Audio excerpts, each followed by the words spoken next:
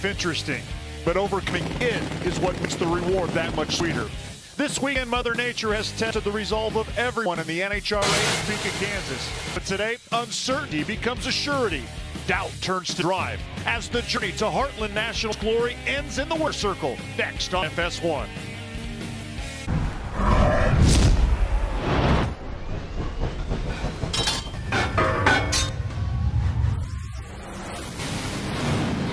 You know, normally Mondays following NHRA national events, well, that's reserved for testing. But when Mother Nature intervenes, just like she's done here at the Menard NHRA Heartland Nationals presented by Minties, Monday is race day. As we welcome you to the completion of this 30th annual event in Topeka, Kansas, capital city. That's two-time Funny Car champion Tony Pedregon. I'm Dave Reef. We kick it off with Hot Fuel semifinals in just a bit, where there is one guy who probably has to be the prohibitive underdog. I'm talking about Terry McMillan, the Amalie Motor Oil car. He's got Steve Torrence, the quickest car on the property, coming up in just a little bit. What does Team Amalie need to do to score Terry's second win of the year? Well, they're facing a tough opponent. They've got to bring the heat. But let me give you a little background. You have to give Terry McMillan a lot of credit because he's really risen to the occasion. He's driving well. But give him credit for giving his tuner, Rob Wendland, the resources that he has needed. And I think this is one of the most improved teams over the past year, maybe with the exception of the Army. But Rob Wendland has really earned the respect of a lot of tuners out here. He really is a person that walked into a pile of stuff and may come out smelling like a rose. Kind of sounds like Andy Dufresne, doesn't it? Yes, it does. The other side is going to be Clay Millican taking on Tony Schumacher, looking to exercise a 28 winless streak.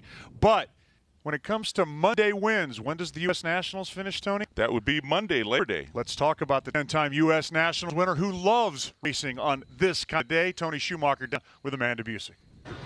After 8-hour rain delay, we finally got some racing in last night, and Tony Schumacher left the track and went home and watched our replay show just to see how his runs were back here this morning. Tony, are you facing any mental fatigue at this point?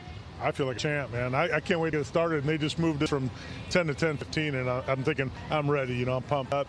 Got to understand, these are 4 bad-to-the-bone cars right now, and the weather conditions are fantastic. You know, really don't get many of this. So we haven't won a race in a while. We got a car capable of doing it, but we also got 3 other cars we're going to contend with. At least 2 of them we're going to have to battle with. So the Army car's looking good right now. That run we were on was probably a 71 run. I had to shut it off. The car was moving inside. It was dark.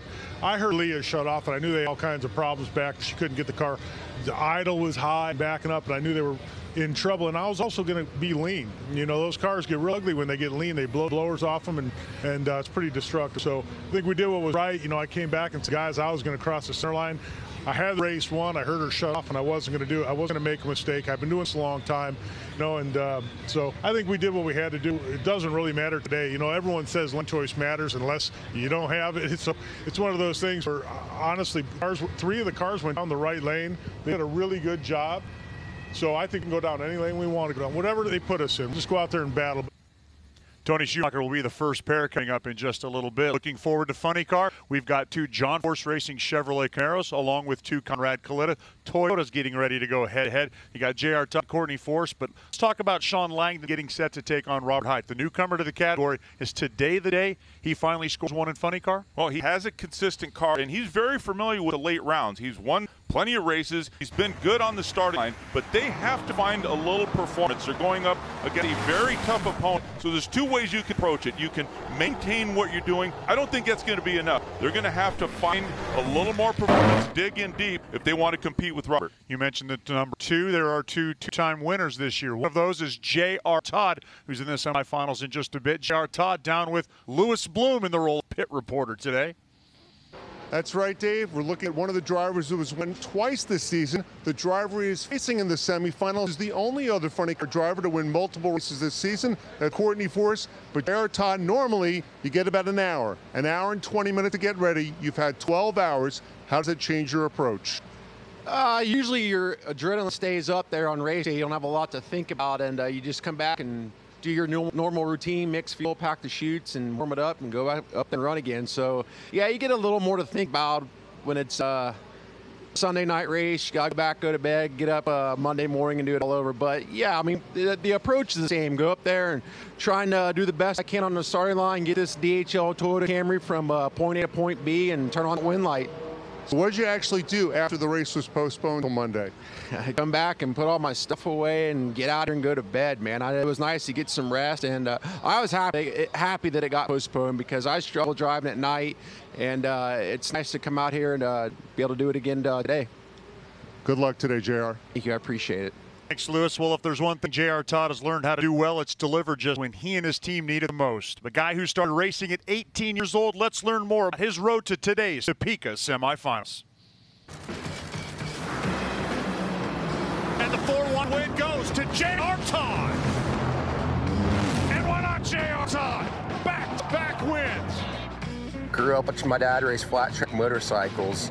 There's a little dirt track in my hometown, small town, Lawrenceburg, Indiana. You would go there on a Friday night, I remember, and the backstretch there would just be full of people that were, friends of my dad's and family and what have you, just cheering him on. And I thought he was best because he always won. I wanted to be like that. I think they saw that once I was getting older that I wanted to be involved. And it was pretty much perfect timing when the NHRA came out with the Junior Drag Racing League, because a local chassis builder there in Lawrenceburg, he started building junior dragsters, and we got one of the first cars, and the rest is history. J.R. Todd, he was hanging out at home in Indianapolis yesterday, got a phone call. Suddenly, he's a bounty hunter dragster less than 12 hours later. 2014, I was home, and I get a call. Hey, this is Connie. I'm like, oh, shit. I made sure I ran out of the restaurant right away so I could hear him. And he asked, if I'd be interested in flying to Vegas and drive his car. Get to Vegas 7 o'clock, qualify the car on Saturday. We qualified 10th or 11th, and win first round against my buddy Richie, who's driving that car now. Put it in the books, J.R. Todd's got a round win. I remember Connie, he was happy, man. He's like, we're going to win some races. We go home. I think Jimmo calls me the next day. He's like, hey, man, the job's yours for however long you want it, and I'm still here. So that was pretty cool. At the end of the 2016 season, when Del Worsham came to me and told me that he was going to go back racing with his dad, it was, all right, well, who do we put in this car? Who do we put in this DHL car? Because it needed to be somebody that not only represented DHL and the Coletta team right, but represented Scott Coletta right. And, J.R. Todd was an easy choice. J.R. Todd's an Indy champ. Oh, the mosh pit is on.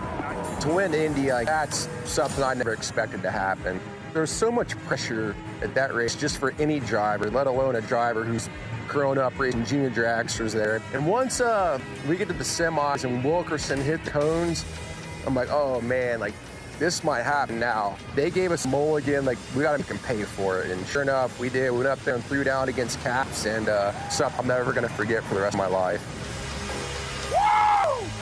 It is soon to happen, Nitro semifinals. Everybody's packing up the lanes, a race that took 4 days to complete. We will have a re-air of this semi and final program Tuesday night at 8 p.m. Eastern. Then we'll trim it back into our full 3-hour coverage from start to finish on Friday night. Of course, all of that information can be found on foxsports.com or on nhra.com, all of our re-air information. All right, the call before the storm. This is a storm, though, that we want to see. Not like this, though. Plenty of explosions leading up to the semifinals. Now we're going to have the explosive moments as we trim each Nitro category from 4 drivers down to 2 here to Topeka.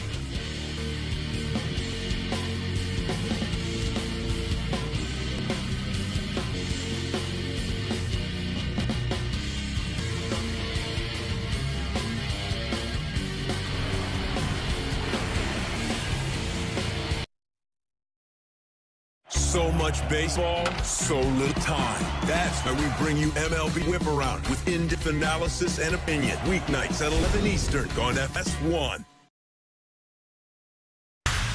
I know just what you need. It's burning in your eyes. Under pressure, I will succeed. It's just a matter of time. Put all your money on me. You better believe. And I believe we are finally to the Top Fuel semifinals now on a beautiful day in Topeka, Kansas. The rain has gone away for Tony Schumacher and Clay Millican. The the two quickest drivers in Top Fuel history.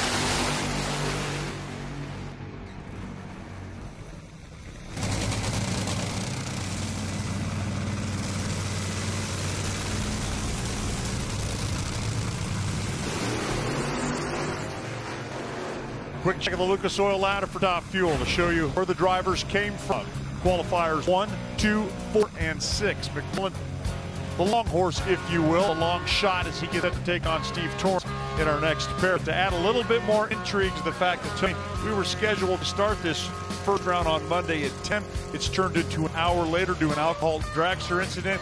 The sun has now started to peek through what is a patchwork sky, and the crew chiefs, we're all watching them up here, just staring up, wondering what's going to happen with the start line.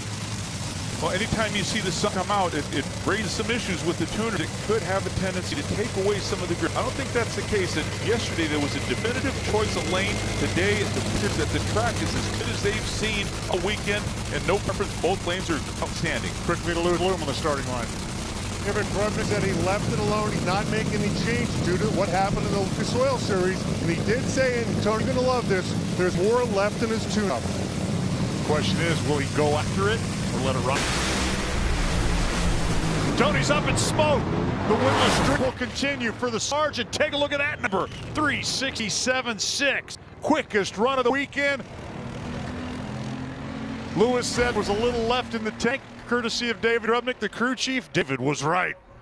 You know, look at the right side of the lane. Tony Schumacher loses traction, but and anything could happen. This car could have had too much clutch. It could have had too much power.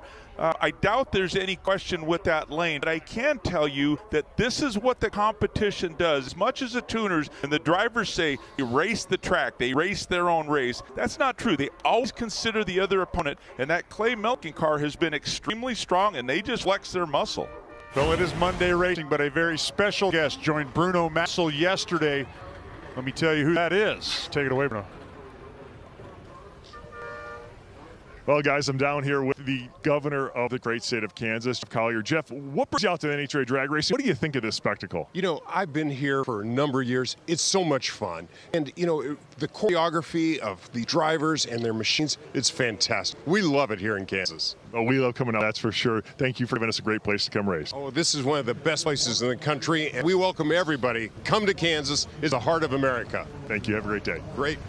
Great to have Governor Collier on Sunday. Too bad we couldn't show the final rounds and who hoists the Wally and all the pomp and circumstance that goes along with it. So Milliken out of #1 qualifying spot is in the final. Wait to see whether he will take on Capco Machine or Amalie Motor Oil dragster. That Capco Machine driven by the Top Fuel runaway points leader right now, Steve Torrence, who had low lapse time of this race at 3:68. David Krupnik just a few moments ago, the tuner for Clay Milken, dropped the hammer to 3:67.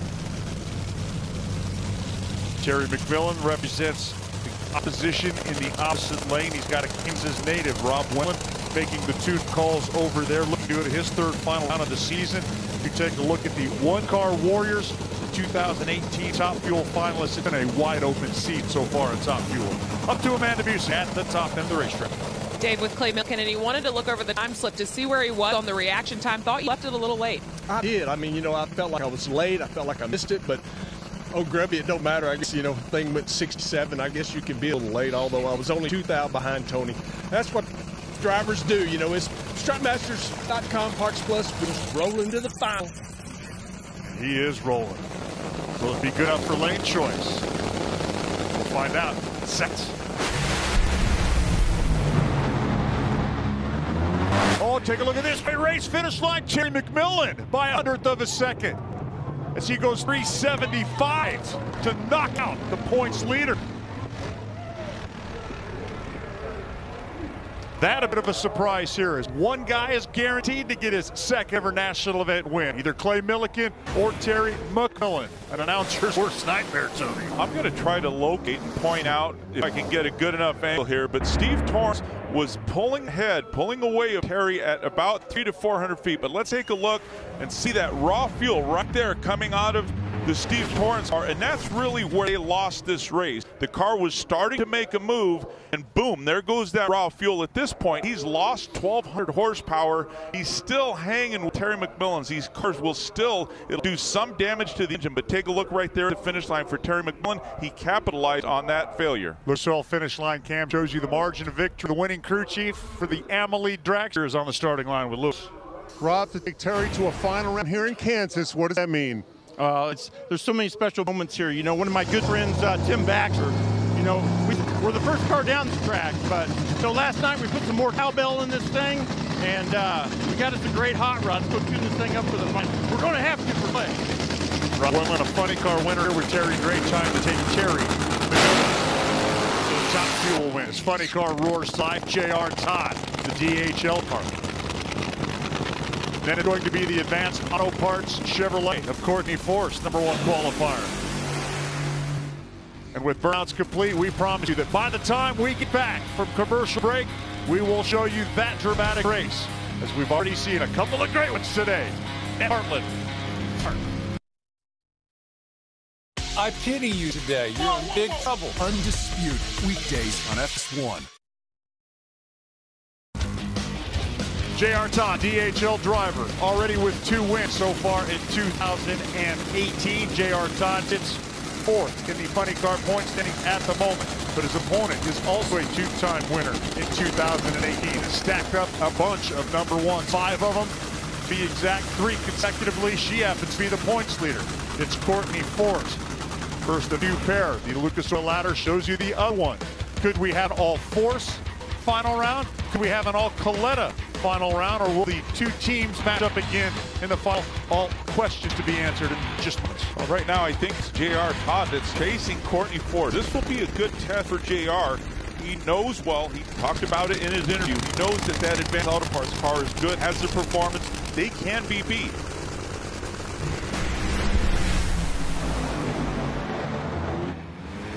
Too much court. 389, 330 miles an hour. That is now low elapsed time of the weekend as conditions continue to be spectacular on this Monday edition of the Heartland Nationals. Well, we'll take a look at the replay. Left side of green, J.R. Todd, he's well in the race, but just past that orange block, that's 330 feet. It appears that about 400 feet, they tried to over-accelerate the car, and that's when he lost traction. But Courtney Force, she's in a nice little groove. She's laser on the starting line, and that's going to be hard to beat today. Not only low elapsed time at 3.895 seconds, top speed at 330 miles an hour as we go to Wimbledon. Top Fuel, it is guaranteed that of the competitors, one of them will get their second career Wally. And Dave, I'll have to tell you, Terry McMillan said he did that just for you, so it could be a broadcaster's nightmare. But Terry, in your 3rd final of the season, do you have one more round in you? Yes, we do. You know, I tell you what, we got a lot of fight, and you know, Rob Wendlandt and Bob Peck, their families have been here all week supporting them. Hats off to them. But I'll tell you what, Amalie Motor Oil, my team. What an awesome Amalie Oil team we have. Done a great job. The Barquette family, everybody at Amalie, keep up the good work, selling those products, baby, because we want to keep going racing. Let's do it. 7th final round for Terry McMillan. That ties him in Top Fuel. One of the legendary names at the Ace McCulloch. And I love the broadcasters versus Nightmare. Both Terry McMillan and Clay Milligan are fun-loving guys. As is this man, Shawn Langdon, looking to become the 29th driver to race in a final round in Funny Car and Top Fuel. Take on Robert Hunt. This is the first time these 2 guys have locked horns in eliminations. Shawn Langdon made the move over from Top Fuel to Funny Car just this season. Well, you know, I talked earlier, and you know, when you look at how Shawn Langdon and his team can approach this race, there's only 3 options. You status quo, do what they've been doing. They've been consistent, but they don't have the performance to match this AAA car. You try to run with them, which is what I would think they would choose to do. You can't try to outrun them because they come into this race with some changes. You know, Connie Coletta seems like he's taken the lead. Nicky Bonifani, they're doing the right thing. They came out, they were a little on the slow side, but they made good progress, were very consistent. But here they are. They find themselves in the semifinals with an extremely good race. So why not? You have the opponent, you know you can outrun them, but try to run with them. Let the driver do a little work on the starting line, try to get the whole shot on Robert. Unique set of circumstances here as Robert Hight has only driven a Nitro Funny Car. Meanwhile, Shawn Langdon started down in the junior categories, came up through the Lucas Oil Super Comp ranks. to win a Top Fuel championship, and now racing a Nitro Funny Car. By the way, the 28th driver to race in both Top Fuel and Funny Car final round, that was Blake Alexander that accomplished that feat at our last race in Atlanta. Up in smoke, and it will be an all John Force Chevrolet Camaro final as Robert goes 391 at better than 330 miles an hour as well. For Robert Hight, his 67th career final round, his 4th final round here in Topeka. Well, none of it panned out for Shawn Langdon. He was second off the starting line. No, he's racing Robert Hight, a multi-time champion. I will say that they did give it the old college try. You've got a good racetrack, and they just overpowered it, but you know, when you have an opponent like Robert, sometimes you got to roll the dice. It just did pay off for him. Two John Force racing cars, but whereas John Force, right where you'd expect him to be, Lewis, on the starting line with you. Absolutely, John. It's a Monday. You had to stay over, but both of your funny cars in the final round. And how about the way Courtney's car is running right now? Well, it's really fast. A lot of changes NHRA made in track prep, but you know, a lot of them struggled yesterday and Friday. But it appears Jimmy Prock and Karate and Hood, those guys, they adapted real quick. So I'm really proud of the way Courtney's driving, like her sister. So we'll just see what happens. Speaking of Courtney, she's at the far end with Amanda Busick. Thanks, Lewis. And it was funny. Courtney's team was still up here when Robert won, and there's a collective cheer from the JFR camp. And Courtney, you said that run felt really good. First run out, how's it feel? It's a little surreal right now. I feel like I'm stuck in Jumanji. Like, what year is it? Because, you know, we had a race Sunday morning ready to go at 11 a.m., turned into a night race, header flames at 7 p.m. on Sunday night, turned into a 10 a.m. Monday race. So great to be here, great to be going to the finals, even if it is a Monday, and all fours final at that. So for the Auto Club team, great job by Robert Hight and his guys, and an amazing job by my Advanced Auto Parts team. We got 2 Chevys in the final, and we'll end up in the winner's circle. That's all that matters, and hopefully our team. It does figure to be an epic funny car final. The Lucas Oil Ladder shows you the #1 qualifier will take on the number 14 machine. If you've been with us this weekend as elimination started yesterday, I said before, Robert Hight has already won from the 14th qualifying position in his career. He's going to try to do it again today if he can beat the Advanced Auto Parts Chevrolet. More action coming from Topeka. The NHRA is with you on FS1 on Monday. Whitlock, I'm a polarizing fire starter. Counter. Here's my problem with what has happened. We have deep-rooted issues.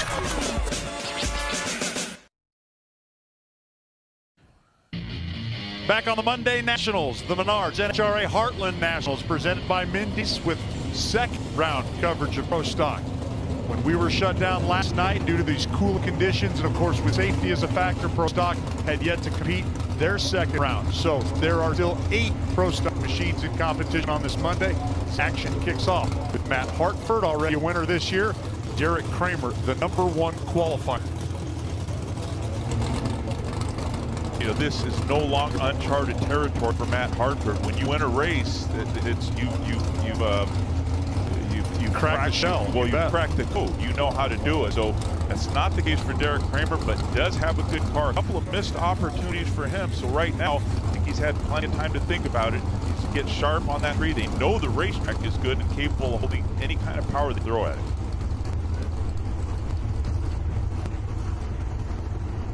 It'll be interesting to see how Pro Stock cars handle it. Cars with very little downforce. They skate around a lot, and they haven't seen this racetrack in quite some time. Kramer away first, but here comes Hartford. Kramer with enough momentum to take the stripe. 662.1 at 208 miles an hour. That is a whole shot win. As Derek Kramer goes 662, Matt Hartford is actually quicker on the racetrack at 6.60 seconds. But because there was a 0.04 of a second margin of victory, the whole shot, if you will, at the starting line, that allowed the American Ethanol car to get the mellow yellow, go on yellow, whole shot win. First of 4 second round matchups has already advanced Derek Kramer in the #1 spot. Coming up next, it will be Erica Enders, Tanner Gray, as the war of words has escalated. We'll see how these guys handle the performance on the racetrack right now. And of course, when it comes to performance and it comes to experience, it definitely tips the scales in favor of Erica Enders. It's down to the starting line with Lewis. I spoke to Tanner Gray. He said basically no comment about racing Erica, which to me means he said a lot. Erica pretty much was all business. Hit the tree, hit the shift points, turn on the wind light, pretty much doing what she's done to win 2 championships. Well, she grabbed the first of her 18 starts rather from #1 in her career. It was 2006. So she's had to battle fellas, kind of continue to topple that barrier. She's learned and earned her way along every part of this course. Yes, has to be the prohibitive favorite from experience.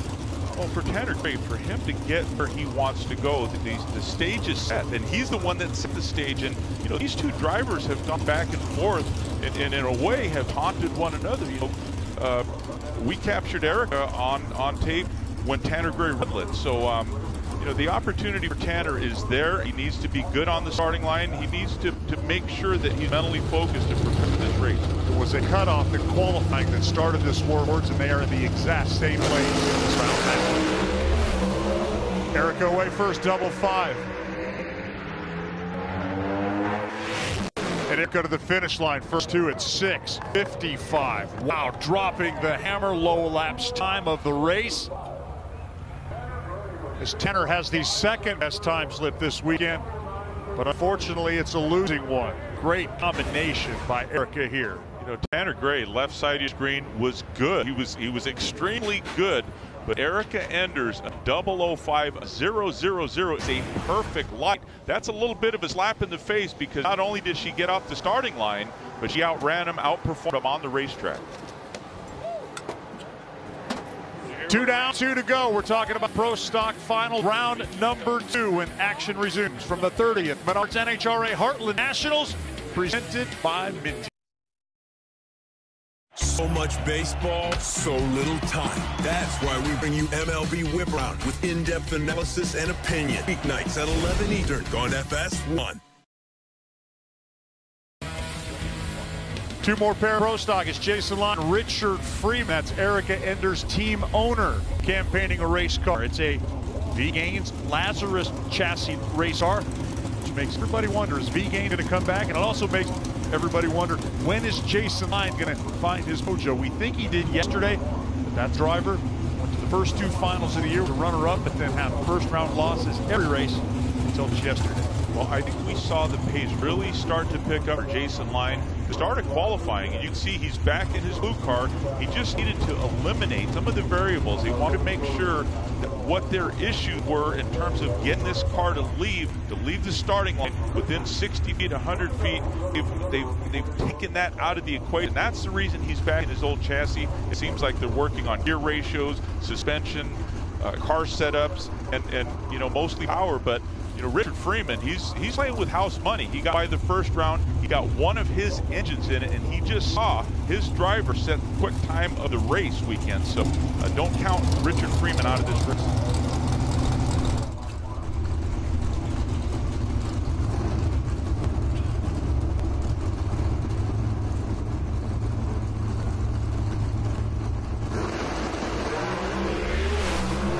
'60s, each one of them. Richard, a little waggle in the right-hand lane. That's going to cost him. Jason Line at 6:58 takes the win. Jason Line advanced to take on Derek Kramer as we advance to women. It was a matchup that everyone has had their eyes on in Pro Stock since yesterday, and Erica, 005 reaction time on the tree against Tanner Gray. Was there a statement in that?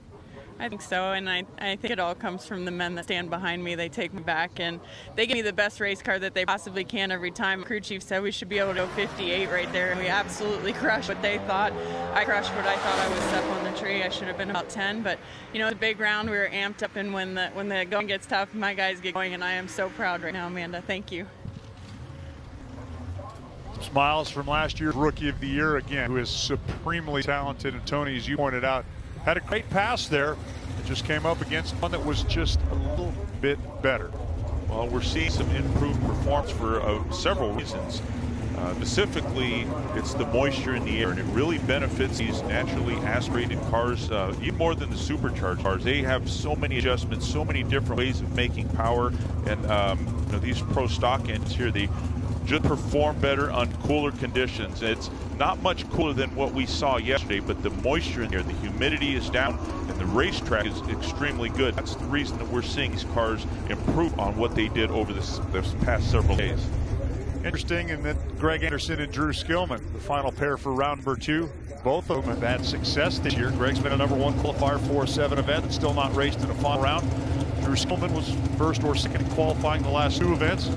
He still has had to win a race. But the last time Drew Skillman picked up a national in Wally, it happened to be at this little ditty out in Indianapolis called the U.S. Nationals. Drew Skillman on that day beat Greg Anderson to grab some U.S. Nationals for it. Now it's a round 2 matchup in Topeka.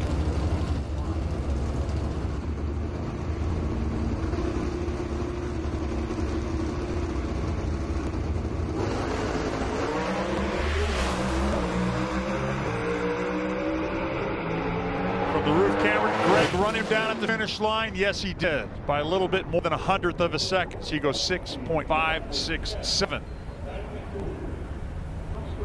So Greg Anderson advancing to the semifinals. Again, Mother Nature kind of turning this national event around. It's the second time the Pro Stock cars have seen the track. So this is how the final 4 will set up with qualifiers 1, 2, 3, and 5. Jason Line looking to find that mojo. His teammate Greg Anderson on the opposite side. As Erica Enders drops low elapsed time of the weekend. Again, it's Monday Nationals, but there were plenty of Sunday stars here yesterday. One of those in Menard's main man, Bruno Massel, caught up with him yesterday. Well, Dave, I'm in Jim Campbell's Funny Car Pit, where he has a privilege this weekend of hearing the name of our title sponsor, Menards, on the side of his funny car this weekend. Here with Jim Johnson, representing Menards. Jim, I've got to ask you, with all the opportunities you have to market your product, why NHRA? Well, it's pretty simple. Our customer loves racing. They love NHRA, and NHRA teams are so accessible to the fans. We bring contractors here for hospitality.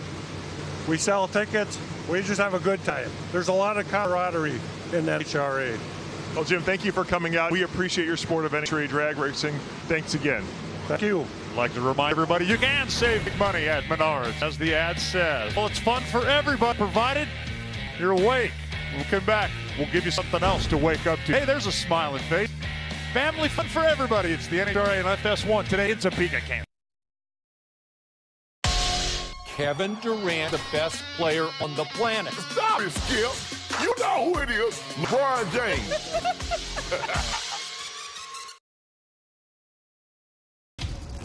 Pro Modifieds on display on the Monday Nationals. The Menards NHRA Heartland National presented by VTs. We're talking about the ultimate door slammer class. 5-second cars, 250+ mile an hour, all kinds of different configurations.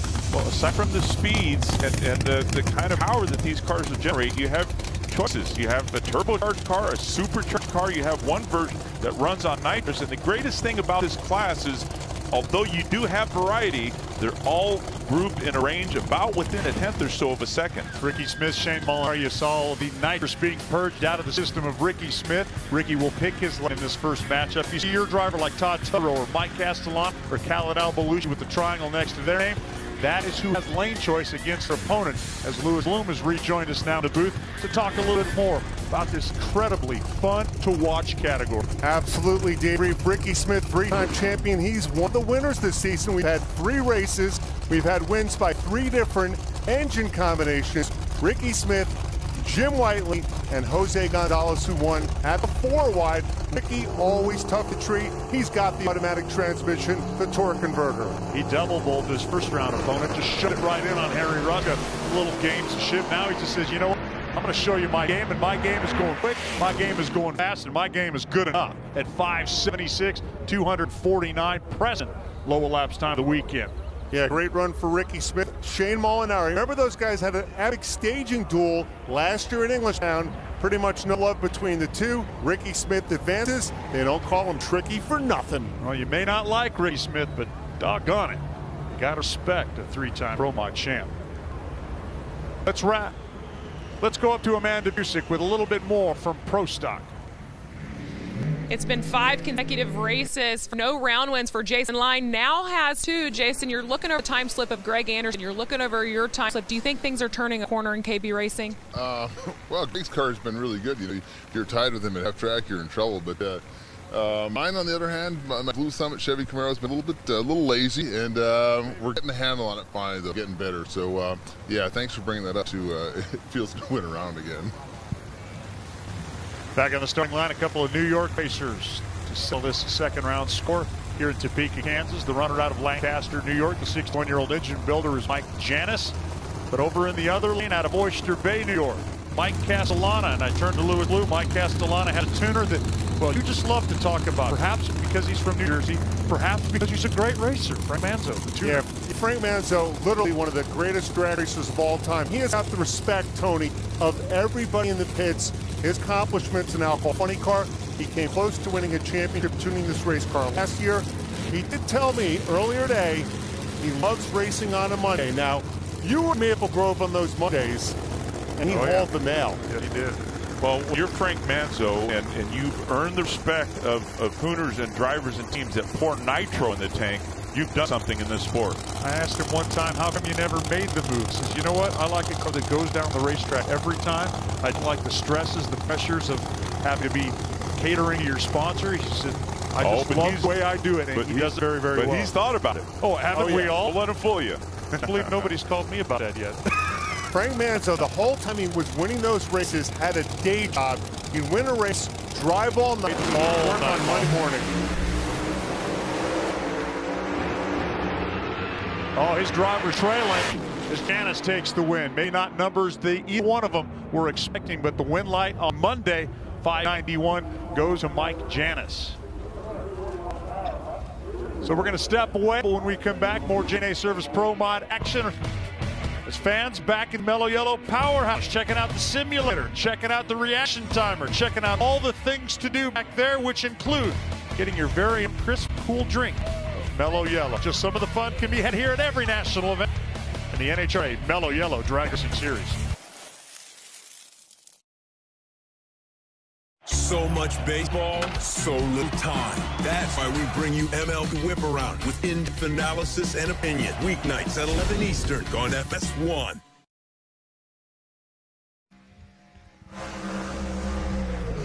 Great long smoky burnout as the JNA Service Pro Mod category continues racing here in round number 2 with Todd Tutterow and Sidney Frigo, the man who comes from South America. And Sidney Frigo is your defending U.S. Nationals Pro Mod winner. He has raced Alcohol Dragster. Tony's raced Top Fuel. He figured Pro Mod 12 race series, I could do this, I could fly back home and run my business. That is a Pro-Line twin turbo rocket ship, a car that runs 580s. Todd Tutterow, King Tut, is a longtime racer from the Southeast. A guy who raced on all the 8-mile tracks at places that a lot of people don't even know about. Not only these cars look cool and awesome, but when you have a nickname like King Tut, how do you not like what these drivers are doing out here? But I can't tell you can clearly see a little sun on the racetrack. Now, these conditions are much better for this specific car and the way it works. We talked a little bit earlier about 260-mile-an-hour car, not a lot of downforce. And last night, it get a little slick. There was a lot of dampness. Once these cars get on through, because they don't have downforce, they have a tendency to skate around quite a bit. We saw Sidney Frigo a couple years ago have a bad one in Houston, but here they are, the sun shining. There's a little breeze. It's not by any stretch hot. It's low 60 degrees. All the elements for these cars to perform to a peak. So it's Tutterow on the E3 spark plug side. Sidney Frigo over in the right-hand lane.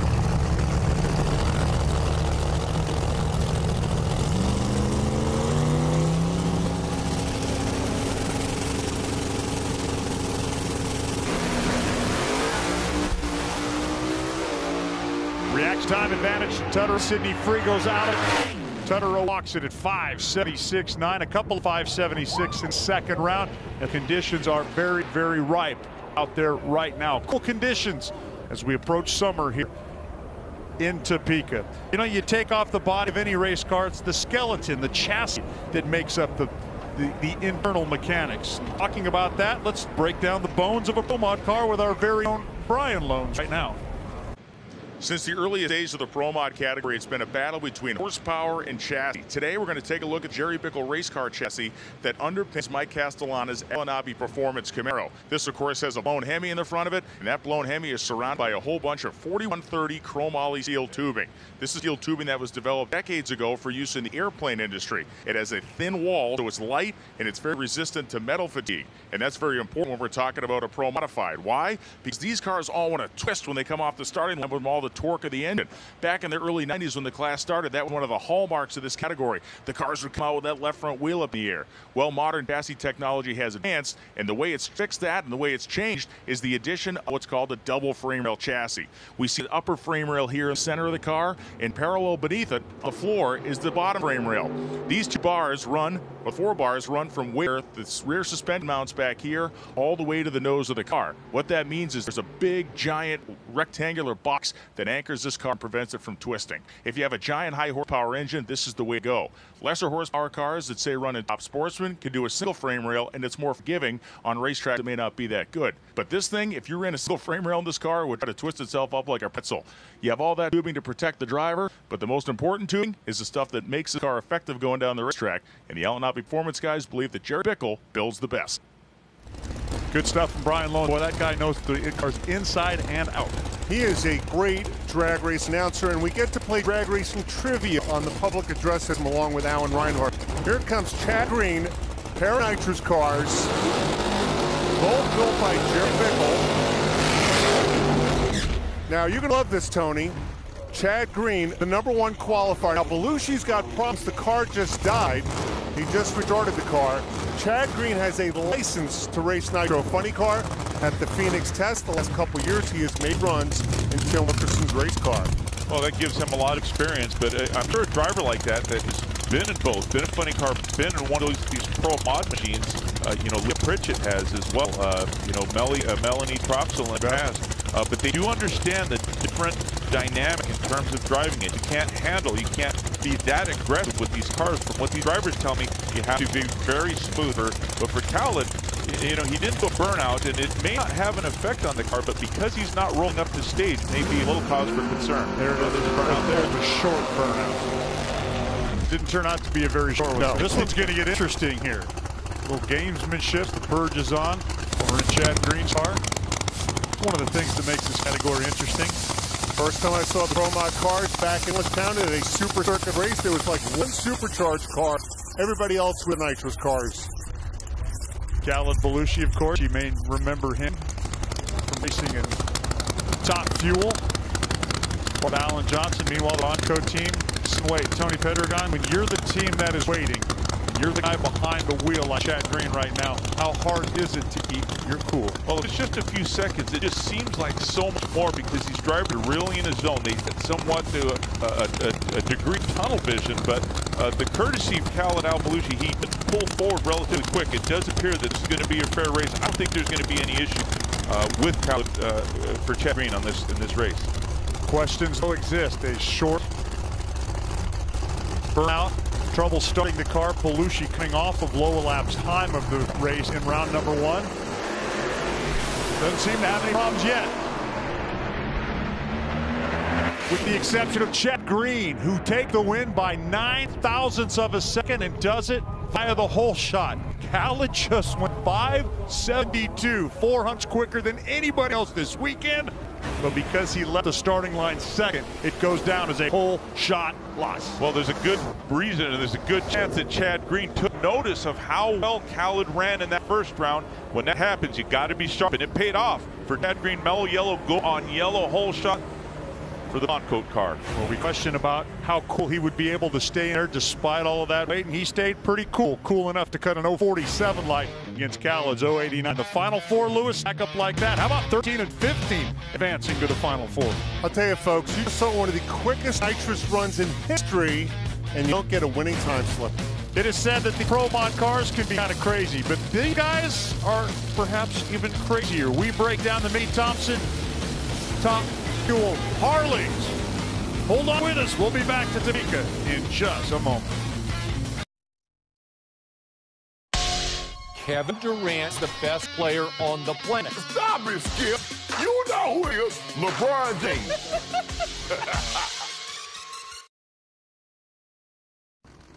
If you've got the courage, there's a class for you in the NHRA. And in the Mickey Thompson Top Fuel Harley, we're talking about V-twin power plants that produce 1,000 horsepower. Custom-built chassis, disc brakes, and of course the need for a parachute. That's just the butt. There's a rider that also not only has to wear the suit, he also has to have a Kevlar vest on his chest to protect just in case that injected machine blows up. I think this is asylum level adrenaline here. I like that description. Bo Lane out of Redding, California kicks off this round against Ty Tharp. Ty, one of the tough runners, along with Jay Turner, the North Carolina contingent. Wheels up charge for both. Ty Tharp leaves second, but gets there first, 6.252 seconds. Ty Tharp already with wins in Phoenix and in Gainesville. Will he take on Doug Vansel in the semifinals? Vansel, another two-time winner. Great pass by Tharp. Great crowd, considering again that it is a Monday. Most people had to go back to work, including some of our Lucas Oil competitors. But anytime you get the NHRA Mellow Yellow Drag Racing Series in your area, that's good enough reason for me. Call and sit. I tried to today. That's come to work today. But that's okay. This is my job. You noticed I was coughing earlier, don't you? Yes. Next up's Ricky House out of Humboldt, Texas. That's going to be Mike Scott, the Canadian runner out of Calgary, Alberta, Kansas. Lewis, this is incredibly intense stuff, isn't it? It's fun. I've been around Nitro Harleys ever since I started working at some bike races. I had no clue about motorcycle drag racing, but what I watched, guys like Elmer Trett, Larry McBride, all the Harley riders back in the day, like Jim McClure, I fell in love with Nitro, with just two wheels. Whoa, and piece falling off. You don't need those pieces, Dave. Might have been part of his boot. They used that lower part of the boot to actually maneuver the bike, and I think we'll take a look at it. You can see some of the leather flapping right there. It'd be interesting if we can get a look at what went on the track, but didn't seem to affect his performance. He's taking the win. Ty Tharp, twice winner, knocked out. Ricky House, winner in Las Vegas, knocked out. How about Mike Scott picking up the win there, despite all that craziness going on? It's looking like exhaust is what really makes the boot start to come apart there. It wasn't the fact that he was having to use it to steer the bike. The bike was going the other way. He was using his body English, but quite a large amount of force that are coming out of these machines at 1,000 horsepower, but a lot of combustion in that chamber because they burn nitromethane. Look all the way to the top of your screen. That is the Bulldog, Jay Turner. He's got a #1 on his bike. That's because he was the class champion last year. He was scheduled to race Randall Andrus, but Randall unfortunately not able to make the call for whatever reason out of Louisiana today. Billy Jackson comes in as an alternate out of Honeybrook, Pennsylvania. Controlled chaos racing. Again, a very accurate description of the class. It is tough to put the perfect words to. You just sit back and watch it sometimes and you're amazed. Well, think about this one, Dave. Last year, Jay Turner claimed the championship at Seattle. This year, we'll see the top few Harleys, the top few Harley-Davidson motorcycles at the U.S. Nationals, along with Pro Stock Motorcycle, Pro Mod, every class, factory stock. They're going to get a chance to run in front of the big house there, Tony. I hope he got another set of boots in the trailer. I don't think he can take that back to the store he bought them from and say, hey, these things aren't working that good. So it's Billy Jackson that comes in as the alternate to take on Jay Turner, but look at the Bulldog. Carry the front wheel almost past the 8th mile. Drops it down at a 6:19. That is low elapsed time by 1/10 of a second. I will say this about the Top Fuel Harleys. It isn't always the greatest race, but when you do hit it right, just like Jay Turner did right there, it is a thing of beauty. It really comes a tricycle. Take a look at the backside behind the tire right there. It's actually on the wheelie bar, but he's not steering it with the handlebars. He's actually using his body. That's one of the few runs we're going to see where the bike went relatively straight. That is the season's best pass also by Jay Turner as he eclipses his own 6:20 with that 6:19. This very show that you're watching will re-air 2 hours worth Tuesday night, 8 p.m. Eastern on FS1. Then we'll chop it back into its normal 3-hour fashion with the NHRA Mellow Yellow Drag Racing Series from first round to the finals. That action coming your way Friday at 6 Eastern. If you got any questions, just check local listings for additional re-air information. Eventful weekend for everybody, including these Top Fuel Harleys, as the final pair of the opening rounds. They qualify 8 bikes, features Doug Vansel, the Pomona winner, and our most recent winner in Houston, set to take on David Larson. He's Topeka, Kansas native. You know what? He didn't mind the rain out. He slept in his own bed last night. He's a lucky guy, Dave. Let's talk about Doug Vansel. Doug Vansel rides for Vance and Hines. I know very well the fact that the guy who loves nitro at Vance and Hines, Terry Vance rode a nitro bike. Byron Hines is the guy who is obsessed with it. He loves nitro racing. That's why they're back. They have micro-mine tuning. They make tons of horsepower. Yeah, Terry Vance, I mean, is really a hero for even today's Nitro Harley top fuel rider. Vance away first. Again, the good news for David Lawson, not a long drive home. 634, 218 miles an hour. Vance will take on Bo Lane in one half of our top fuel Harley semifinals. Over on the other side, let's go to the Lucas Oil ladder. Show you to do indeed. Jay Turner, SIG 1970. Yeah, he's the number 2 qualifier, but he got the best bike on the property. And he will take on Mike Gott as long as he's got the other set of boots. Action continues here in Topeka, Kansas, as Rob Height's AAA team tips it down and builds it back up. Well, you can see you've got another set of tires coming. A lot of times the tires don't necessarily wear out. They may be a little bit bigger, a little smaller. They have very specific rollout. Fun times had in Topeka, Kansas, and we'll have more fun when we return. Whiplash. I'm a polarized air shark. Cowherd. Here's my problem with what has happened, and we have deep-rooted issues. Back in Topeka at the Menards NHRA Heartland Nationals. Did you know that every ticket to every national event not only gets you a seat for the race, it's an all-access pass to everything that goes on behind the scenes, including the turnaround of cars. We're back in Courtney Force's pit. They're getting it ready for the final. So when we say the rack, what are we talking about? We're talking about a series of pistons and connecting rods for a 500 cubic inch engine. There are 8 of them. The man handles the rack for the Advanced Auto Parts team is Narciso Bravo, and he is the subject of our team build E3 spark plug in Cyclospedia.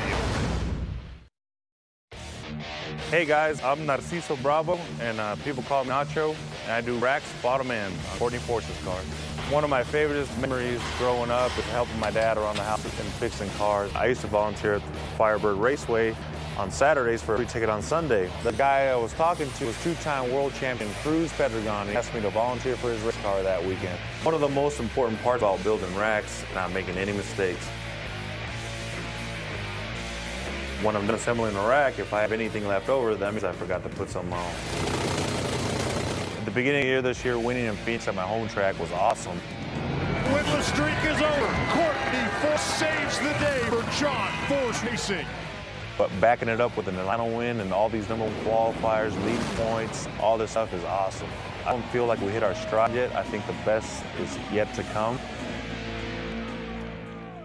Well, Narciso and his team, the Advanced Auto Parts team, have Courtney in a perfect place today. She's in the final going up against a teammate in Robert Height, the only champion from last year that has yet to win. He hopes to change that today, and he's got a car could make it interesting. He's got a good car. Courtney Force has a better car, but what is changing is the sun. You can see behind us, it's coming out. The track temperature's going to creep up. That may change things. It'll be interesting to see if they try to maintain what they did in the previous round. Let's back and show you how Robert Height made his way to the Topeka final. Going back to Sunday's first round when he took on Cruz Pedregon. No matches. Height lifts across the finish line. Under the lights, 3.924 seconds. Getting red of Tommy Johnson Jr. And then earlier today up against Sean Langdon, getting even a little better at 3.911 seconds. Is Robert Height good enough to take the distance today? That is why we sent Amanda Busick down to his pit on that very subject. Back in the pit of Robert Height, where there is a mad thrash as we get ready for the finals. And Robert, the champ, still winless on the 2018 season. Are you ready to get that monkey off your shoulder? Oh, definitely. But we have our work cut out for us. You know, Courtney's running well. I think we're in the tougher of the 2 lanes, but we're definitely on our way back here, and we have nothing to lose right now. 2 Chevys in the final. We're going to get after this thing, and may the best man or woman win. Now, you came up to me just a little bit earlier and you were showing me your phone. You got a special little message from someone. What was that saying? It's Autumn, my daughter, and she's supposed to be in school studying, not texting Dad. It says, "You got this." All right, well, it's a family rivalry here in the Force Ramp. It's all right, Pop. You got much love for your daughter. Dad certainly loved that. This is Terry McMillan, the turnaround for the Emily Oil team as they tear that car down to the bottom and build it back up. 8 guys dissecting that car, putting it back together. Get that to take on Clay Milliken, the #1 qualifier. that advanced rather easily against Jerry Totten at 3.78 seconds, but from that point forward has gotten better and better and better. Well, things started looking up for this team in qualifying, but coming into this final, it is really going to be Clay's race to lose. They are going to have to make some adjustments in the car because of the track temperature, but if they just pull back a little, it's still going to be Terry McMillan that are going to be chasing this car right here. 3.676 seconds. Nobody's gone quicker this weekend than this man who's standing by with Lewis. Clay Millican, what's tougher, your first win or trying to go for your second win? Oh, no doubt it was that first one. 19 years and however many, which you could tell me races it took to get that first one. And here we are in another final, and less than a year later, this car's been a rocket ship, and we just needed to go down and turn one more win light on today. What was more impressive, the 373 in qualifying or the 367 you just ran? Oh, without a doubt, my vote for run of the year so far has been that 373 in qualifying because we put a gap on the field. You know, this is your 250th race day start. I'm not sure if you knew that, but I got those numbers. Let's talk about David Grubnick. His approach earlier in the season was to pretty much get the car to go down the track. Has he accomplished that? He's definitely getting there. I mean, he says it all the time. We're a one-hit wonder. You know, during qualifying, we'll put the one big booming run up. He's been better during race day. Obviously, this weekend, he's been on it so far. Unbelievable. I had a blast working with the guy. He's so fun. Good luck there. It's going to be a great day. Thanks, fellas. I heard you use the word impressive a few moments ago. Well, how about this for impressive? Grab the remote, sit back, relax, and crank it up as loud as you can, because the sights and sounds come at you now with a unique look at Robert Hight warming up the AAA of Southern California Funny Car.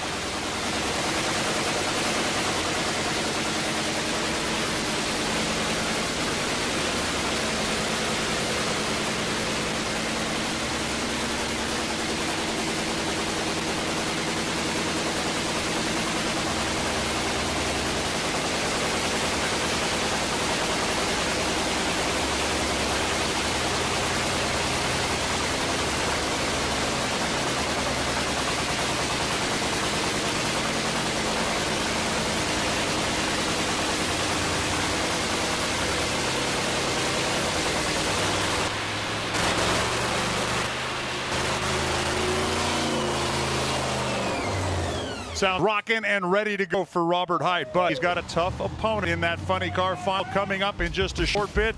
It is Courtney Force. The woman joined J.R. Todd, the only two drivers now that have multiple wins this season. Both times she's won in 2018, she's done so from number one, and she's going to try to do it again here in Topeka in just a few moments. Not all opinions are created equal. I wouldn't say I'm wrong.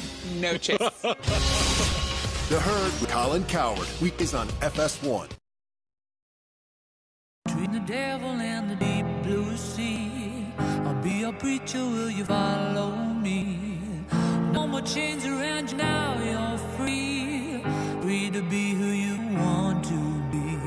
Hear me now, Lord, can you hear me now? No, I won't back down. Nitro final round. Menards NHRA Heartland Nationals presented by Mitney's. His funny cars, Courtney Force in the advanced auto parts machine will occupy the left-hand lane, seemingly the favored lane. And in the right-hand lane, it will be Robert Hight. Robert, the only champion from 2017 that has yet to pick up a Waller Sports Iconic trophy in 2018. Robert comes in without lane choice going up against the advanced auto parts team as Lewis Loom is down on the starting on the board. I spoke to Coach Chris Cunningham about the situation. He says they have data to run about 393. He said Brian Coretti and the Courtney Force team have data to run 391. The reason why is that Brian, Courtney, and Timmy Hood have made more runs down the racetrack with the new crowd.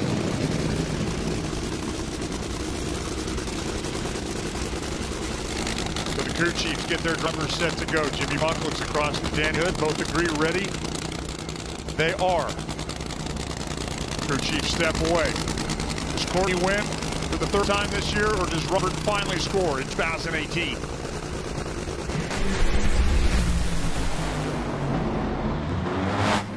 It's Courtney Force, all the way from number one for the third time this season. The last time a driver scored from number 1 3 times in a season, it was Courtney Force. It was 2014, the year right here in Topeka. She grabbed the 100th Wally for women in the professional categories. Down to Louis Bloom.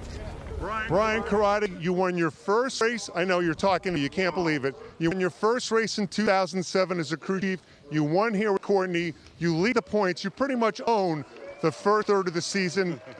How satisfying is this? I'm really satisfied. You know, the team's doing an awesome job. I never imagined it would come together this quick. You know, but that's just, you know, that's a testament to the horse group. We all work hard together to make this happen. And Courtney's driving her butt off, let's just say.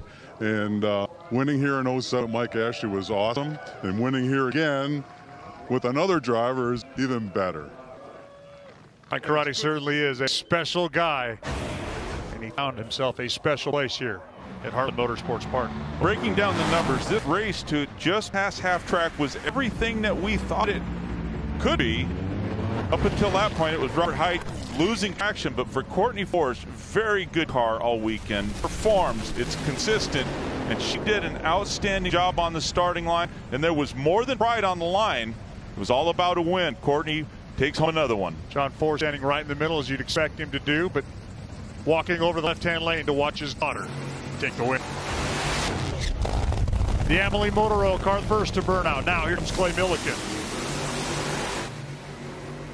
It is the Top Fuel final, where in just moments, one of these two pick up just their second ever national event win.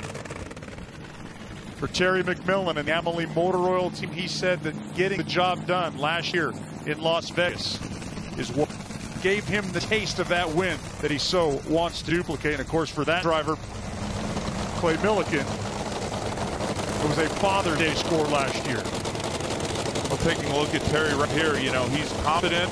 This is a much improved team. Over in the other lane is a car that's just been outperforming, not just all weekend long, but all year long. And the biggest challenge for this car right here, you can look at the intensity, Clay Millican, but these conditions really favor him. And you heard the tuners, Brian Corradi, talk after and strategize how they were going to approach the track.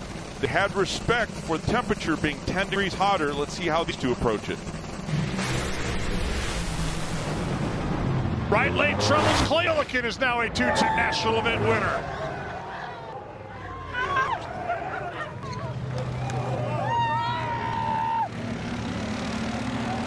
Number 1 qualifier for the 4th time this year, but you talk to David Grubnick, you will talk to Clay Millican. They said they have had enough of the green hats. What they want are yellow hats. And for the second time, Dave Grubnick has taken Clay Millican to the NHRA's promised land. Down on the starting line. David, you won here as a driver, you win here as a crew chief, and you pretty much own this race. Some great performances. What can you say about your team and watching two independent teams going at it in the final round? Yeah, it was a good weekend finally for us. We've worked very hard at consistency. You know, admittedly, the track conditions were there for us and conducive to our car. But, yeah, it's great. You know, we need to get on this program. I'm thrilled. I can't say enough about my team and my guys. You know, they're a young group. You know, we've nurtured them, and they bust their guts for us. And it's great when that happens, you know, see them so happy. So we're thrilled. Good Doug Clay, all our sponsors, Great Clips Parts Plus, Doug Stringer, fabulous. Thank you. Go celebrate with the kids. Doug Stringer, of course, the guy that puts that team together. Great job by the Great Clips team as we go to the top end. Courtney Force got the thumbs up from her father, and Courtney, no wins in 2017, 3 wins already this season. Describe the difference of emotion from a drought to just dominating the season. You know, it's hard to say there was even a drought. You know, we had a lot of number 1 qualifiers. We had a really consistent car. Ronnie Thompson and Dan Hood gave me that consistent car all last season. But, you know, Brian Corradi came aboard this year with our Advanced Auto Parts Chevy Camaro team. And to have an all-force final, you know, they've gotten the job done. They've done it. We're still in the points lead. We got another win this season. number one qualifier hat. It is just unbelievable. I told them, my guys out on the radio down top end, I said, you guys are just insane. I love this team. I love driving this race car for Advance, for Chevy, for Peak, for Monster Energy Auto Club. I mean, it was great facing Robert Hight. He's a tough one, but we were able to get the win, and this one feels pretty good. It's my nephew Noah's birthday, so this one's for you. All right, as we switch over to the other and take a look at that, Terry McMillan and Clay Millican in an embrace, and one of these guys was bound to win their second career, so you know it was meaningful. And Clay, I talked to you at the beginning of the season. You the man, brother. I talked to you at the beginning of the season. You said you had a lonely Wally at home that needed a buddy. So where is this one going to sit? Well, I tell you what, there's a whole pile of people watching right now. Corporate headquarters at Parts Plus, Dave Prater, Steve Tucker, thank you guys for sticking with me. Captain Chaos turned 60 just here a little while back, but this Wally right here is definitely headed down there. Chip Lofton stepped up in a big way with StreetMasters.com, but how about David Grimnick, Max Savage? All the guys that work on this car are just incredible. All the kids that do it are just awesome, and man, what a day it's been. I mean, you know, we've been getting all these green hats, and that's all I keep saying. We got to turn it into a yellow. Wow, what a day. I mean, Grubby has done it from hot to cold, to day to night.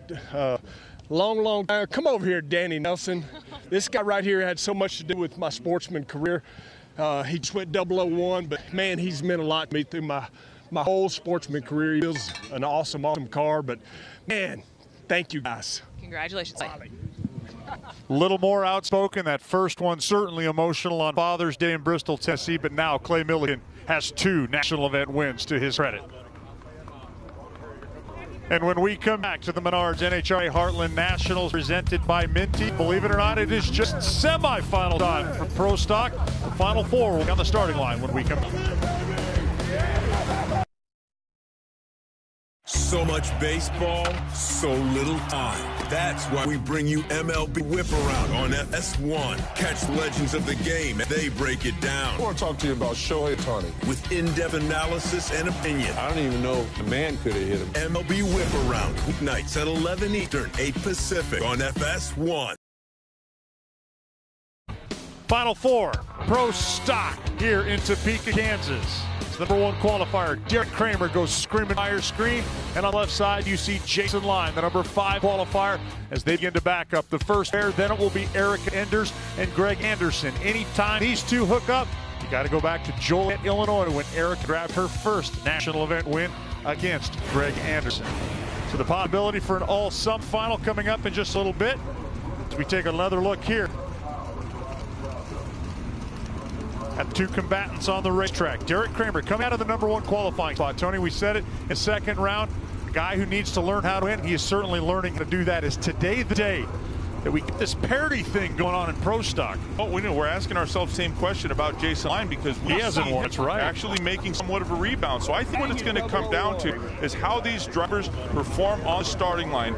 You're racing a very ambitious Derek Kramer who has a car under him. He had some missed opportunities. He went through several races where he would love to have had that car back. He has it now. Let's see what he can do with it. Well, Jason Line gleaning information off of his teammate's car. Greg Anderson is trailing out of the gate. 006 by Derek Kramer. And the American Ethanol driver is into a final round. Last year, just a single round win to his credit. No semifinals. This year, he was the #2 finisher at the Vegas 4 Wides.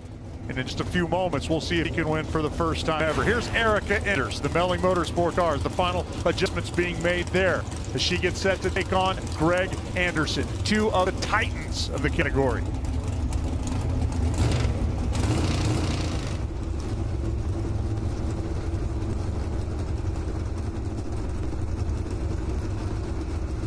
Nobody in any hurry. Finally, Erica turns on the stage beam. Now, Greg, they're both green.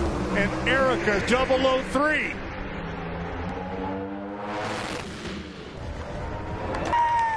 That's Erica by 4th thou, using the whole shot win to take out the quicker but losing 658 of Greg Anderson.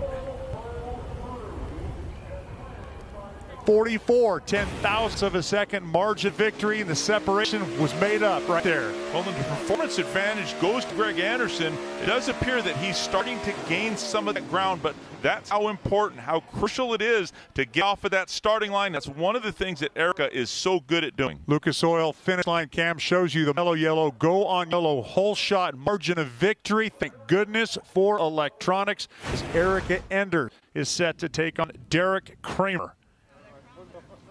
Derek Kramer just took a 3-time Pro Stock champ out. He had a 2-time Pro Stock champ in his way for his first career win. That bother you at all? No, I just try and do the best I can to stay in my lane and just focus only on that and do the best I can every day. We got to really thank this American Ethanol Novozymes team for stepping up and doing a really good job this weekend. We're doing great. We really want to keep going. Well, as I transition over to Erica Enders, who Derek Kramer will face in the final, a whole shot win. The smile is telling us everything. Yeah, we were actually really light on clutch. It just blew through it for some reason, but I got the baddest guys on the planet, Amanda. We've got our mojo back. I can hear the confidence in Rick and Ricky's voices up there. We've got Lump and Mark, our other crew chiefs, helping. So those cars are out, and this Melling Performance car is running well, and I'm looking forward to the final round. And with that, we turn our attention now to Pro Mod. Chad Green, #1 qualifier, selects his lane in the first pair against Mike Janis. In the bottom pair, it's going to be another blower nitrous combination. Tutterow takes on Mr. Smith. Midland, Texas, that's where Chad Green, the #1 qualifier, comes from. Mike Janis, we talked about his New York roots earlier. Guy loves to build motors. He actually gets tuning help from Awanabe Performance via, let's call the internet. Chad Green, by the way, if you remember, he actually wrecked his Corvette at Gainesville. That tough crash, he actually got his car from the one and only Ricky Smith. It's tuned by Pat Ducey, one of the guys that grew up in New Jersey, watched racing at Newtown every Sunday.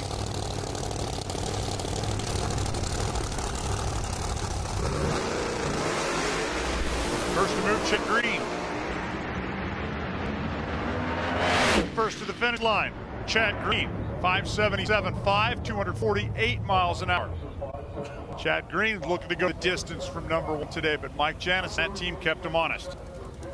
44th driver to make his way to a Pro Mod finals. Chad Green waiting to see if he will take on the 3-time champ, tricky Ricky Smith. Or Todd Tutterow. Tutterow will occupy the left-hand lane. I spoke to Todd Tutterow a few moments ago back in the pits. I said, well, your car is leaving so hard. He has the torque converter, the automatic transmission, but his car launches like a missile. It launches like a Top Fuel car and leaves the hard to 60 feet. Of course, Ricky Smith is the guy. 3-time champion. He got the most wins in the class with 12. And Tricky Ricky, as you know, Dave, says every year he's going to retire from driving, but he finds money. The guy loves the hard work. He's been a racer his whole life. Got to say, he's retired at least half a dozen times. We've enjoyed watching the Tutterow car. It sits back on the tire, it just squats to that perfect launch angle, and it just looks like it's shot out of a cannon. Well, it looked really hard, and he may be revving it up, setting his rev limiter a little different on the starting line. But it's going to be interesting. Both these cars ran nearly identical lap times, and Ricky Smith, he earned that name because of some of the antics, some of the procedures that he does in staging. It'll be interesting to see if he does anything or tries to do anything with Todd in the lane. A nitrous combination that belongs to Tricky Ricky Smith. Purging the system to make sure everything's all right. Tutterow team stand behind the guy in the left lane. Ooh, Tricky Ricky backing it up. As nobody has yet turned on the pre-stage light. Now, if he's pre-staged, there's no way he'd be able to back out at and try to restage, but I'm not sure why he would do that, but looks like Todd's rolling into pre-stage.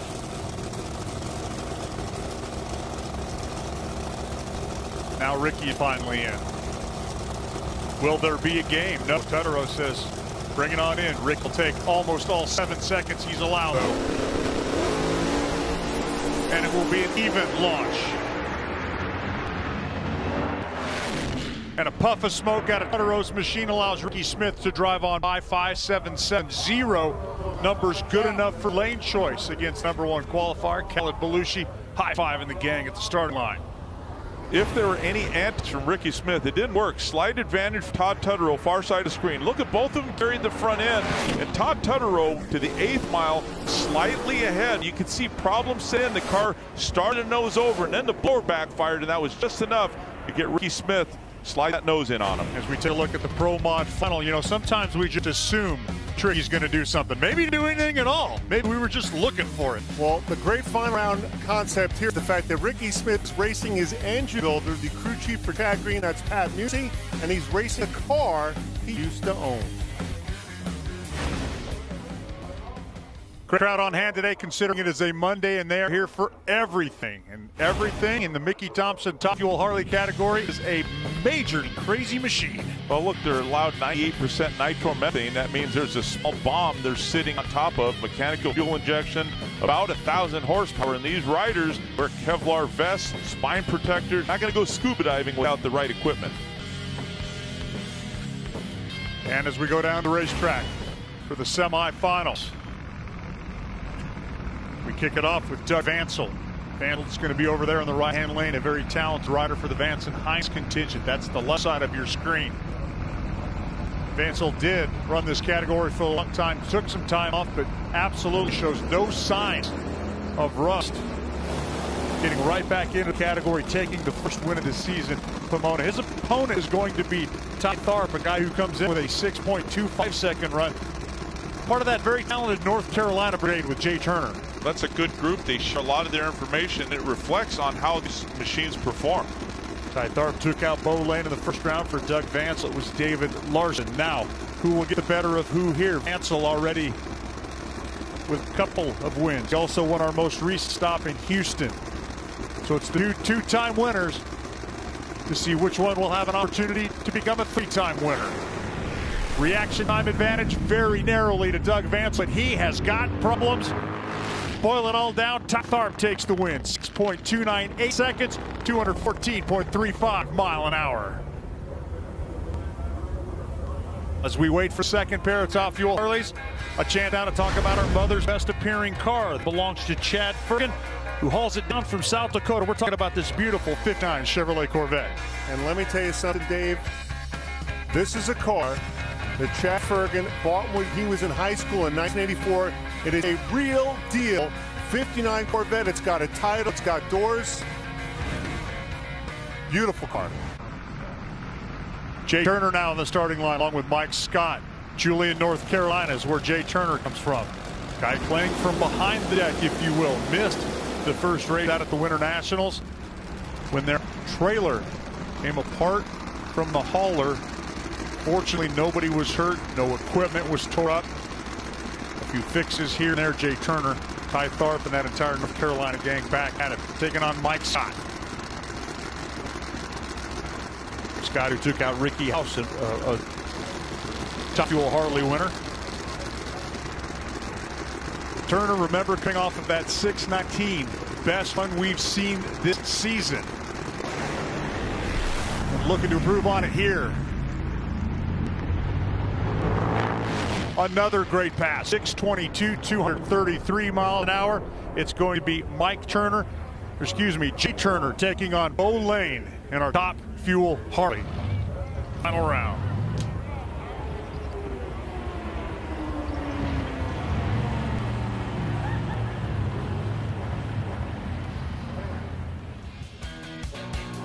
Go anywhere, we'll have the rest of the finals from the Menards NHRA Heartland Nationals presented by Minties with the crowd. It may not be as big as we'd like it to be, but we'll take everything we can get. We're going to entertain the heck out of them on this Monday afternoon.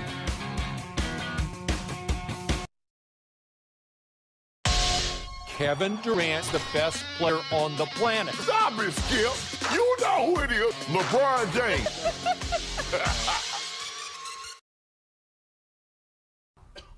It is time for the Pro Stock Funnels from the 30th Menards NHRA Heartland Nationals presented by Minties on Monday afternoon. A race scheduled to start at 11 o'clock.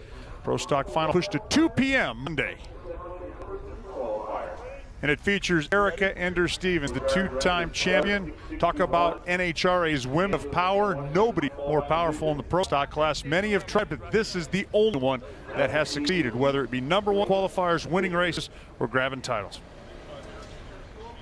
The thing about Erica, and she's been cleaning house, not just on the starting line. That's her MO, is being extremely quick, being a good driver, paying attention, having good mechanics, hitting the shift points right, and you have to maximize everything that you do. For Derek Kramer, you want to play with the big dogs. You're going to have to go through a multi-time champion in Erica Enders right here.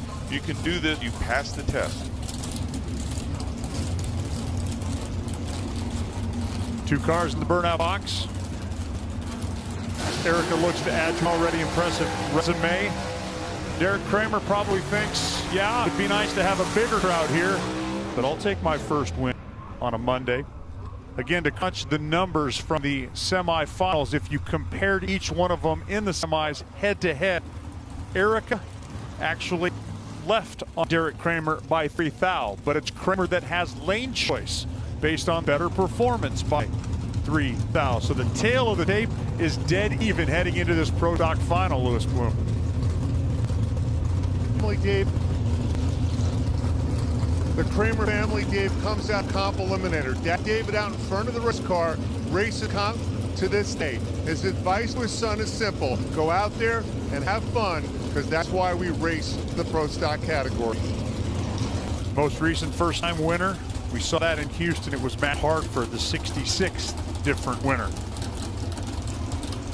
Kramer finally closed the deal. We knew that switch to a Chevrolet, KB horsepower under the hood, was going to be a good one for him. It showed up right away in in Phoenix. He was the #1 qualifier there. But it takes time to learn how to win. You hear it all the time. Has he learned enough to go the distance today? We're 1,320 feet away. Finding out.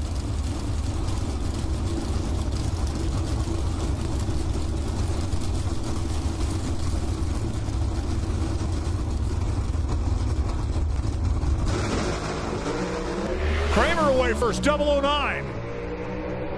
And he's got the performance on it. The 67th winner in the history of NHRA Pro Stock is Derek Kramer.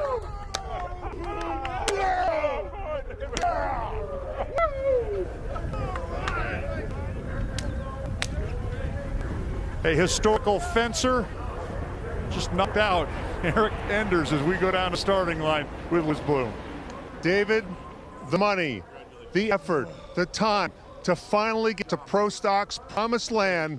What does this first win mean to you and your son? Oh, it's unbelievable. We've been racing. I've been racing since I was 16, and he's been in a car since he was 8. We both run in the Lucas Oil ranks, and this is our first pro reign. It's just unbelievable. It's just what a feeling. It's great, awesome. What are you going to say when you see him holding that Wally? Probably start tears, to be honest with you. Unbelievable. This is a dream come true. We've been running at this and working on this for the last 5 years, and this KB boys are just unbelievable to work with. It's the best group of guys I've ever been around. They're genuine. You can see they give us awesome power, and they are just as unbelievable to work with. Just can't thank enough of them for what they've been doing for us. It's just amazing. Congratulations, David. We're going to talk to his son at the 400 racetrack with Amanda Busick. Thank you, Louis. And yes, Derek does have that Wally. Your dad was just speaking to Louis and said he was going to have tears in his eyes when he sees this shot. Derek, your dad told you before the race to go out and have fun. Is there something you'd like to say to him? Yeah, I mean, I do a big thanks to my dad. He made all this possible for me ever since I was, 8 years old, starting in juniors, all the way to where I am now.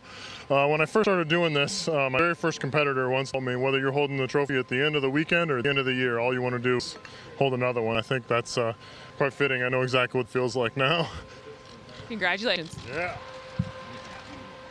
Big hug from Erica Enders. One thing that makes this race cool, realizing now that all 3 of the #1 qualifiers in each of the professional categories went the distance to the Wally. Congratulations, Derek Kramer. A Wally, well earned. A quick look at the Papa John Points leaderboard for Pro Stock. Following this, the 8th event of the season. That means we're halfway through the regular season and only 8 races away. The countdown to the championship. Vincent Nobile, despite getting bounced in round #1, continues to maintain the lead, 30 better than Greg Anderson. See that Derek Kramer has made a nice move up. It's E3 Spark Plugs Pro Modified time as Ricky Smith, Chad Green represent the final. Chad Green trying to do what Derek Kramer just did, win for the first time ever. To do that, he's going up against one of the category's toughest in Ricky Smith, already with 12 wins, 3 Pro Mod titles on his shelf. It's an all-nitrous showdown, Tony Pergon. Well, all the supercharged cars, the turbo cars, all have fallen by the wayside, and we've had great conditions here today, and sun's shining, but it's not hot. It's temperatures hovering around the mid-60s, and these are about two of the best cars that have bowed through the field. It is a pick-em race, both of them producing 5.77 second time slips, but by 5,000ths of a second. Ricky Smith picks his lane. He is elected to the left-hand one. Both Pat Busey-powered race engines underneath the hoods of these cars. Both of them with some serious power. 903 cubic inches. Nitrous power. Quick purge in the system by Ricky Smith. He's ready to get pre-staged as Chad Green is already in.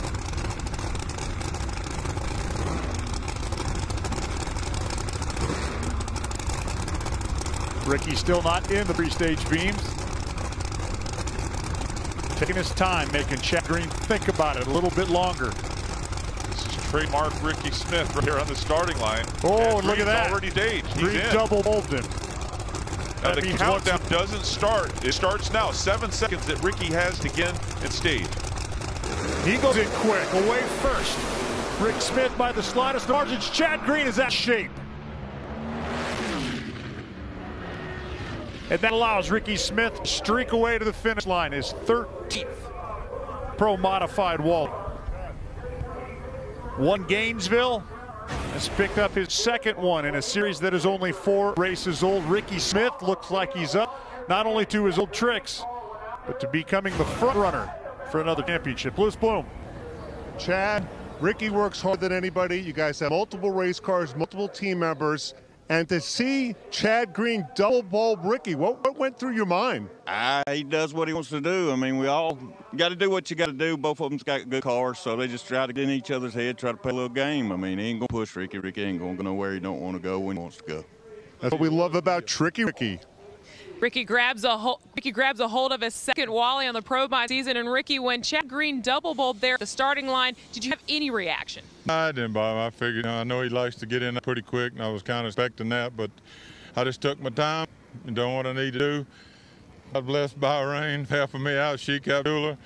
I got Brandon, Chad, Logan, everybody here that helped me put this deal together. I mean, I didn't even think I was going to get to make it all season, and Sheik Abdullah stepped up and got me in here. But thank you, NHRA. God bless this whole deal. I just can't believe I just keep winning. Thank y'all.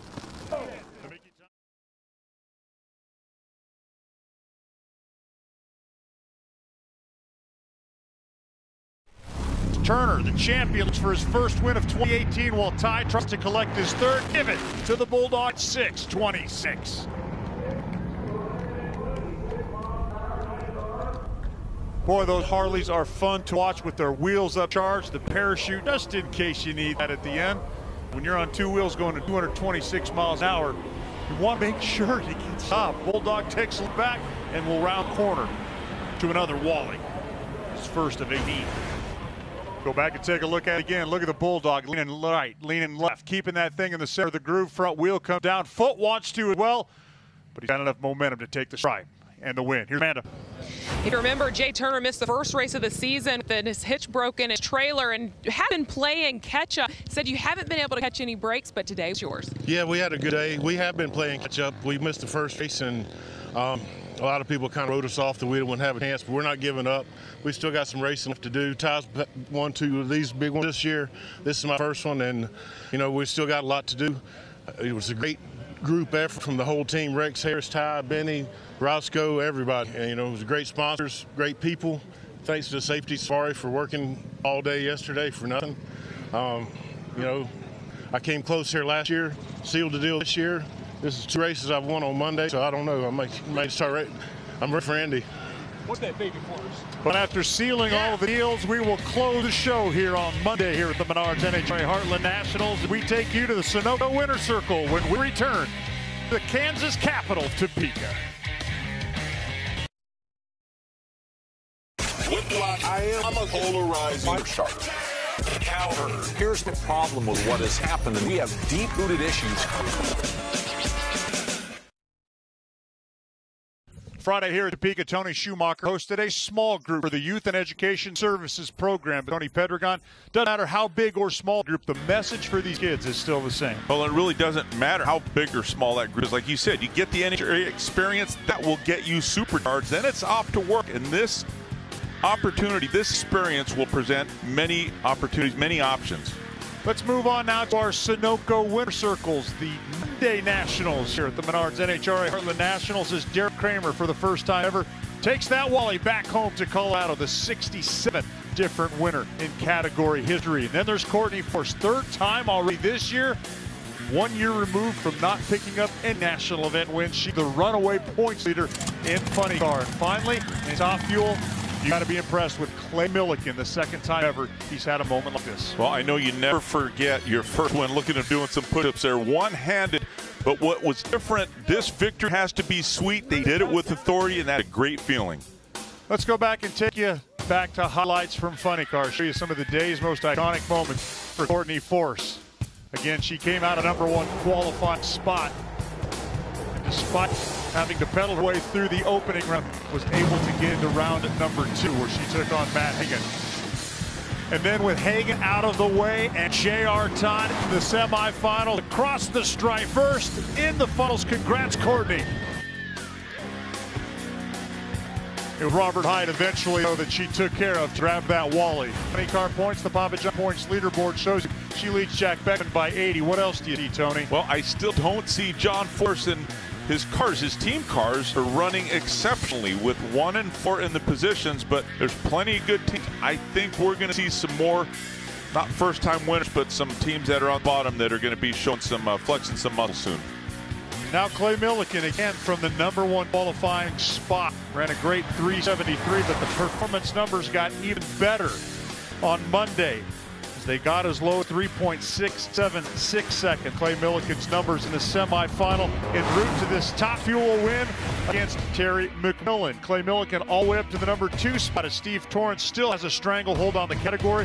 But take a look and see where our runner-up is. Terry McMillan, he is in 6th. Remember, he only cracked the top 10 for the first time 1 year ago.